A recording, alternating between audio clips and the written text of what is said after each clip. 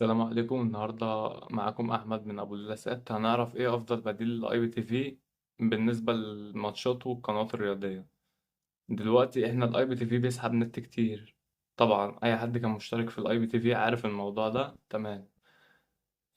طب البديل بتاعها إن إحنا هنركب قمرين، قمر بدر سات اللي هو العرب سات، وقمر آموس اللي هو الإسرائيلي.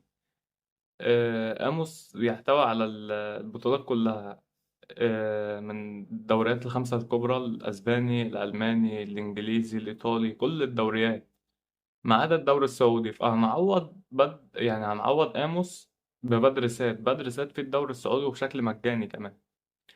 قنوات آموس بتحتاج سيرفر شيرنج وبتحتاج نت ضعيف، يعني ممكن حد يفتحه مثلا طول اليوم بحجم نت مثلا مش هيعدي 200 ميجا.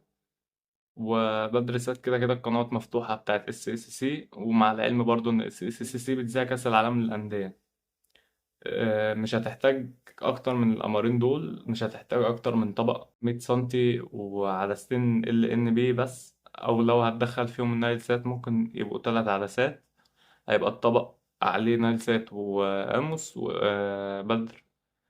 مش هتحتاج سيرفر اوفر عشان يشتغل، لا، تفتح بيه قناة أموس بس. وكمان بدر السات شغال عندك زي الفل. هنقوم دلوقتي نستعرض لحضراتكم القناة بتاعتنا.